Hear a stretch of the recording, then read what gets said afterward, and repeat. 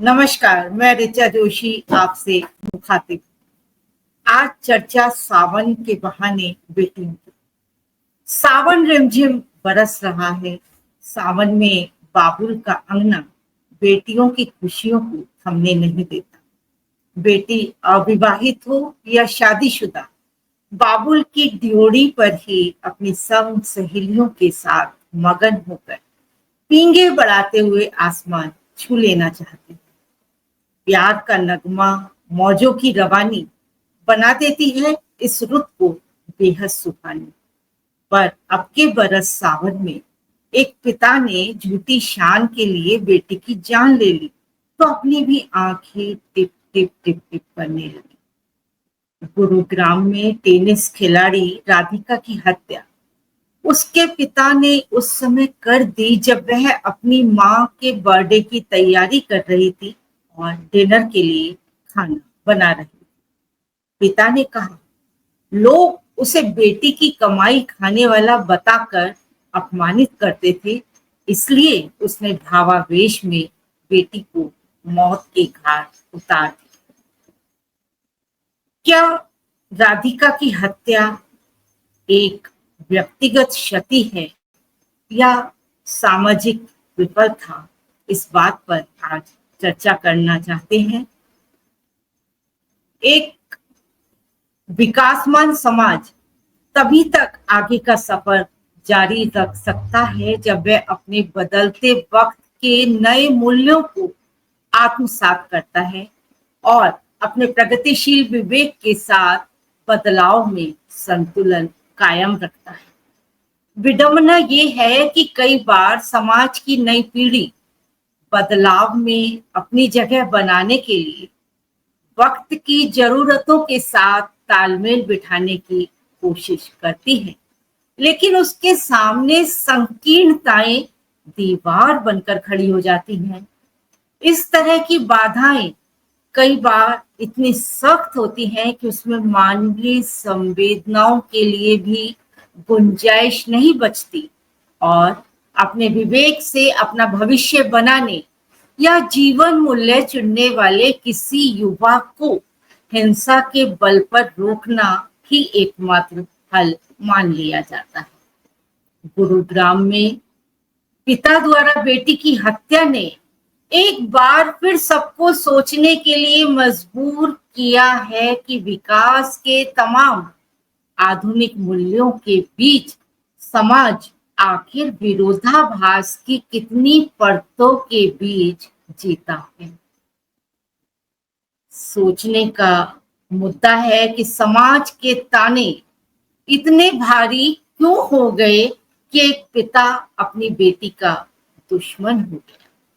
एक ऐसे समय में जब लड़कियों ने हर क्षेत्र में अपनी क्षमताएं साबित की हैं, ये बेहद तकलीफदेह है कि समाज का मानस अभी भी जड़ता से घिरा हुआ है।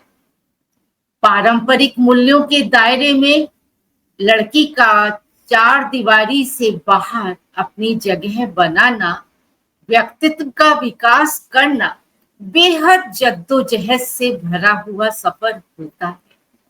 जब कोई लड़की अपनी क्षमताओं के बूते आगे बढ़ती है, सार्वजनिक जीवन और गतिविधियों में सक्रिय दिखती है, तो इसे समाज की पितृसत्तात्मक दृष्टि अपने पारंपरिक मूल्यों के खिलाफ मानती है।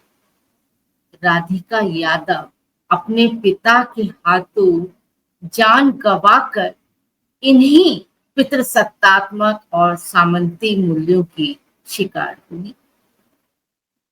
टेनिस एकेडमी चलाकर अपने बूते खड़ा होने और सोशल मीडिया के मंचों पर अपनी मौजूदगी दर्ज करने वाली लड़की समाज की नजर में सहज स्वीकार्य नहीं हुई, तो कुछ लोगों की कुंठाओं से उपजे तानों से पिता इतना आहत हुआ कि उसने अपनी बेटी को ही मार डाला।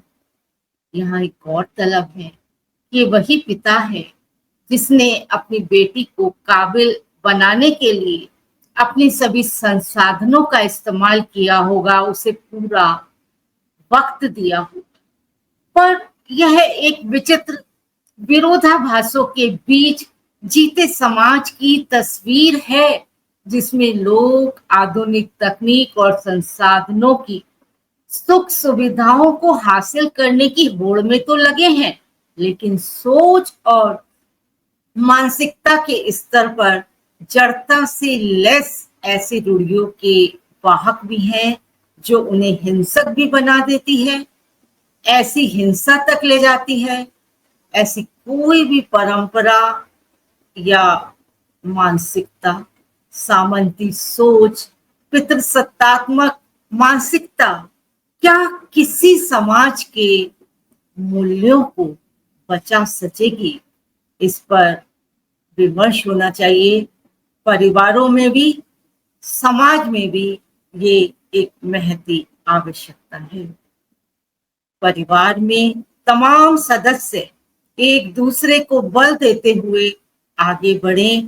मुकम्मल सामाजिक तरक्की का यही कायदा होता है। घटनाएं सिर्फ राधिका की नहीं, अभी उड़ीसा में सौम्या श्री ने कॉलेज के गेट के बाहर ही पेट्रोल छिड़क कर अपनी ही लीला समाप्त कर ली। बहुत सारे ऐसे मुद्दे हैं, समाज के किस कोने में भेड़िए मौजूद नहीं है जो लड़कियों को परेशान करते हैं, उनका जीना दूभर कर देते हैं, हैवान बने हुए हैं।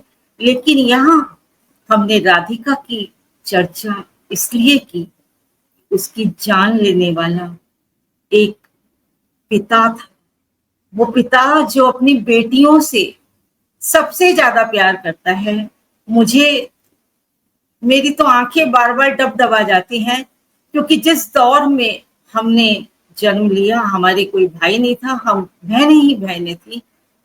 तो मैंने कविता भी लिखी थी कि लोग जब बेटियों के जन्म पर प्रश्न चिन्ह लगाते हैं, लोग जब बेटियों के जन्म पर प्रश्न चिन्ह लगाते हैं, तो पापा आप हमें देख मुस्कुराते हैं, पापा आप हमें देख मुस्कुराते हैं। वाकई में ये एक पिता ही होता है जो बेटियों को आगे बढ़ाने के लिए अपना सर्वस्व लगा देता है, समाज से लड़ लेता है। लेकिन इस समाज की इस क्या ऐसे उल्हाने थे, इस पिता की क्या ऐसी मजबूरी थी जो उसने अपनी बेटी को मौत के घाट उतार दिया?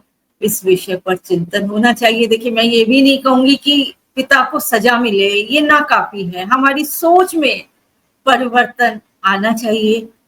हमको समाज में गहन चिंतन करना चाहिए।